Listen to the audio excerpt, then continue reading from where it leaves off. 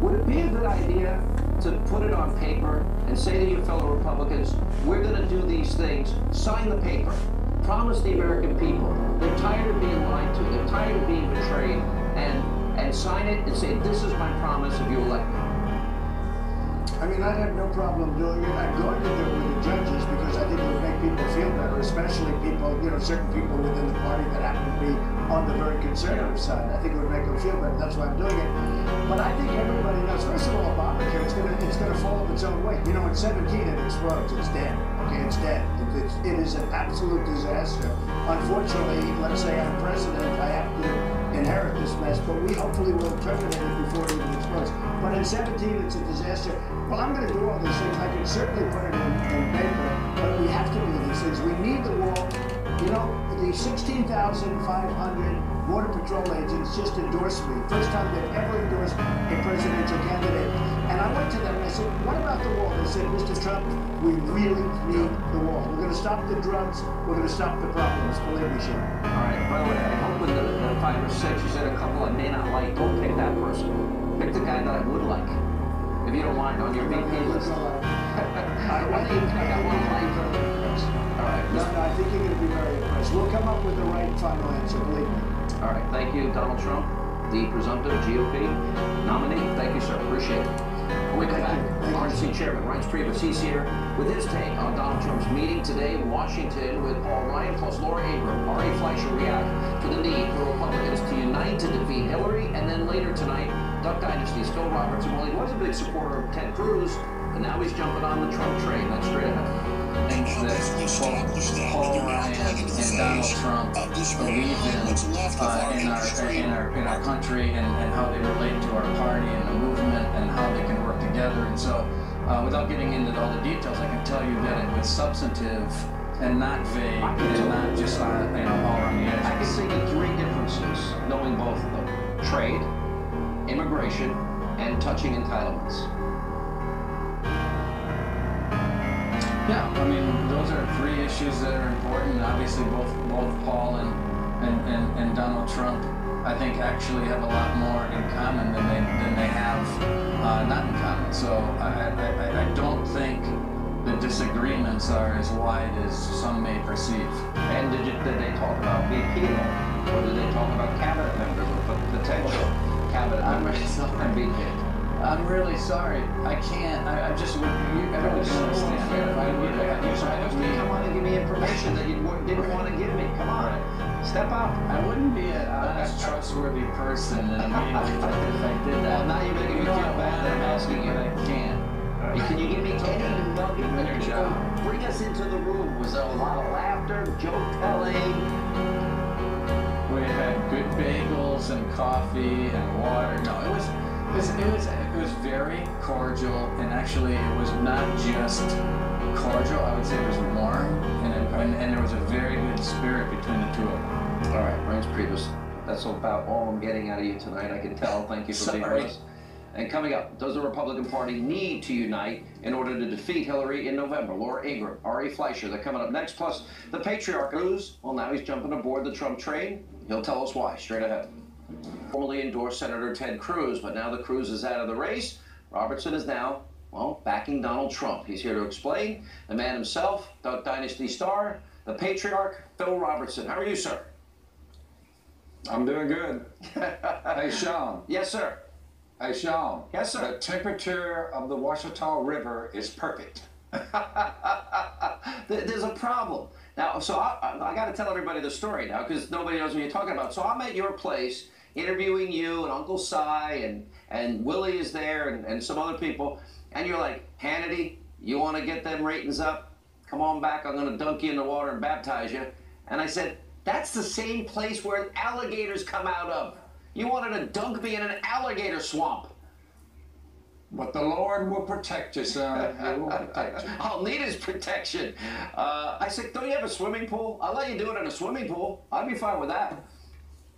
Are you kidding? No, we don't have the swimming pool. It is the river, dude. Yeah, dude, there are alligators in there. I saw them on your show come right out of that very spot. There's a few, but that's okay. But cottonmouths actually are worse than the alligators. All right, so You supported Cruz. Willie was Trump all the way. Now you're on Trump. Now you're totally on board with Donald Trump. Tell us how you feel about the election. Well, now, Sean, I've been watching you and a lot of guys like you. Y'all are what I call political warriors. In my case, my view of it is a little differently than yours is. I'm more into the spiritual part. The issue in America, in my opinion, is much larger than presidents, prime ministers, kings. The issue before us, in my opinion, is a spiritual one. In other words, I don't think it's a political fix. Politicians can help. Now, I went with Ted Cruz, strict constitutionalist, a Jesus man like Antonin Scalia. Jesus man, religious man, strict constitutionalist. I played it close to the vest. I thought Scalia vetted his decisions through the Bible. Cruz would have done the same. But that's out and they're gone. They're out of the race. My hope is that Donald Trump, I know he has a lot of common sense. My hope is... Where does common sense come from? You're a pastor. Doesn't it come from God? I hope so in his case. I really do. So I have hope. We all have hope. Right. But you gotta remember something. All men, Sean, are like grass, and all their glory like the flowers of the field. The grass withers, the flowers fall. Agreed. But the word of the Lord stands forever. And we have a spiritual problem in America, Sean. That's the crux of the matter. We're weighed down. The good book says all have sinned and fallen short. And by the way, you actually have a new movie. It's called Torchbearer. Does that deal with this? That deals precisely with this. What's happened is, as these empires rise, they remove God as their anchor. They let men determine what's right, what's wrong, what's good, what's evil, and how much your life is worth. The documentary looks at a historical account going all the way back, thousands of years, and it's always the same. Once you remove God, then the carnage starts. All you have to do is look around. The reason people are so frustrated in America, and they're trying anything, they say, well, let's just get a complete outsider, Donald Trump, a New York businessman. Let him run the government up here as president of the United States. The reason it's making these wild swings, people are looking around. Sean, depravity in my lifetime has become mainstream. Yeah. Depravity is mainstream. The citizens of America are seeing that, and they don't know what to do about that. They're saying something is bad, wrong.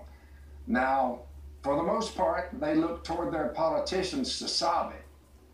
God does not come and go like presidents. He's always there. Well, our founding fathers, from start to finish on, they warned us, you lose your religion, then your morality goes, and there goes your freedom. From George Washington to John Adams, it's when people forget God that tyrants forge their chains, John Adams says. Thomas Jefferson, Declaration of Independence, our rights come from God, but it's a hard sell in these days. Well, I'll tell you what. I could talk to you all day. I'll come back, but you get a swimming pool, that's our deal. I don't even care if it's a little kiddie pool. I'll even do a kiddie pool if you need it. As we say goodbye to Phil Robertson, I'm going to play a part of this film, the trailer from his new movie. It's called Torchbearer. Thank you, Mr. Robertson. In the beginning, God. Beyond all time and outside of all space, there was God. But then the evil one, the father of lies, tempted them. From this calamity down through the ages, man shakes his fist at his creator and says, I decide what's right and wrong. God is dead. I'm my own God. With the fall, death entered into human history. Now all creation is subject to its bondage to decay. What's it like to be in good hands?